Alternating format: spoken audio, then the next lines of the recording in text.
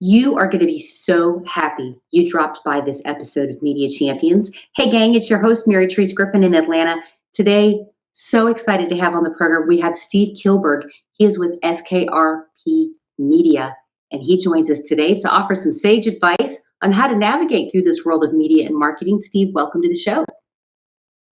Thank you very much. Thanks for having me. I love what you all do because as I'm discovering more about you, visiting your website, I kind of look at you guys as a reality check.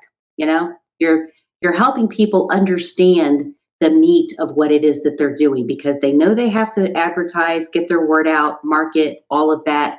But you're helping them to do it in a better fashion. Let's talk about what you do at SKRP.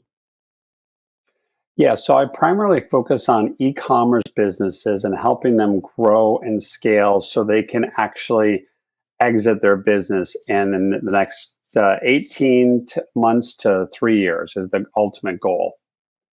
And a lot of businesses are struggling right now as we're heading into a potential recession or a rough economy here.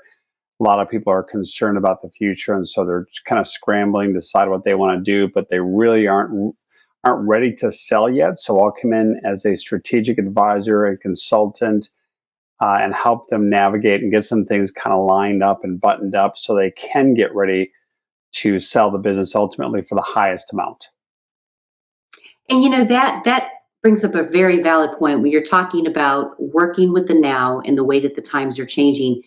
You probably have to create a different strategy according to what day of the week it is, because when you've got customers that maybe are getting a little bit nervous, right? Not quite sure what they want to do, and maybe they're not quite clear on taking those steps. Walk me through how you're trying to describe to them the best way to go forward. That's a great question. The first question I always ask prospective customers is, what are your core numbers? And what I mean by that is there's 3 numbers I always ask people. It is, what is your cost to acquire a customer? Number 1. Number 2, what is your initial transaction value?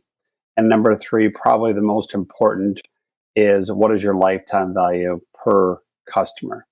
Sadly, most people have no idea these numbers. They may know one, they should know one, but they typically do not know all 3. So that's where I'll start, point out where they're at, and then start asking them questions around what type of marketing activities are they conducting to grow and scale their business.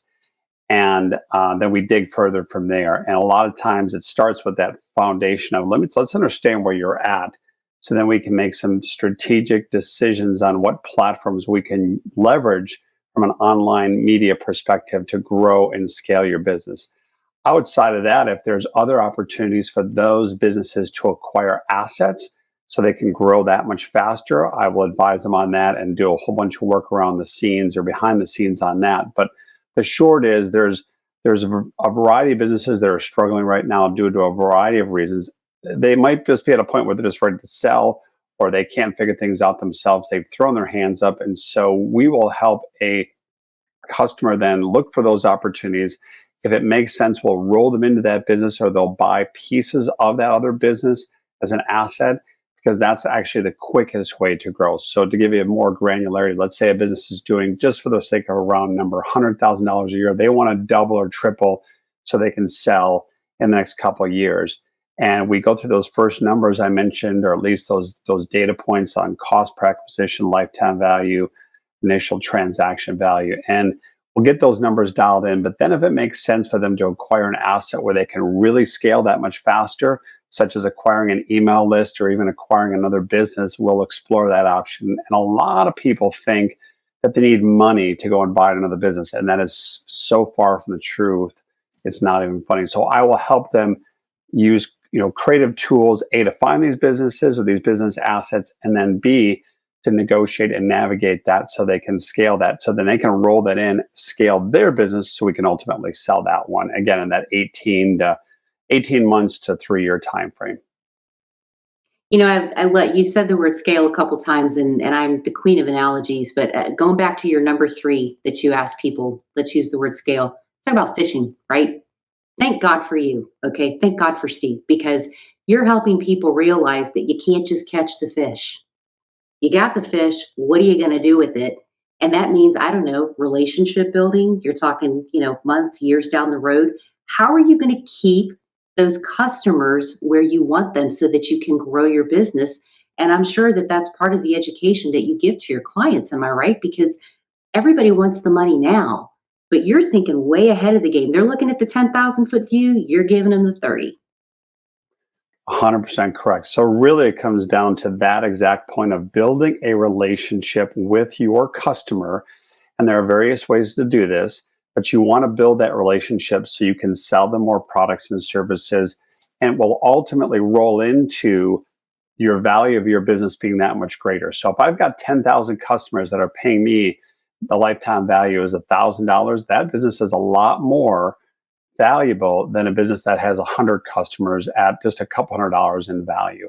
But that comes from building that relationship. So the first step is acquiring those customers, and then the second and most importantly is developing that relationship for a long-term vision, if you will, so the business owner can ultimately sell the business, again, if that's a choice they want to do. Well, Steve, our time is up, but I hope that you'll come back so we can continue this discussion. You and I could have a 30-minute show just about relationship building, I'm sure. But will you come back and we can continue the discussion? Because I've got like 9 more questions I want to ask you. I would be grateful for the opportunity, Mary Therese. Thank you. Thank you so much. And for the rest of you, we're going to hook you. Get that? You see what I just did? We're going to hook you in with Steve, and he's going to teach you how to fish and what to do with it. We're going to help you do that. You can find Steve by finding us right here at dailyadbrief.com. I'm Mary Therese Griffin in Atlanta. Do come back for more Media Champions. We'll see you next time.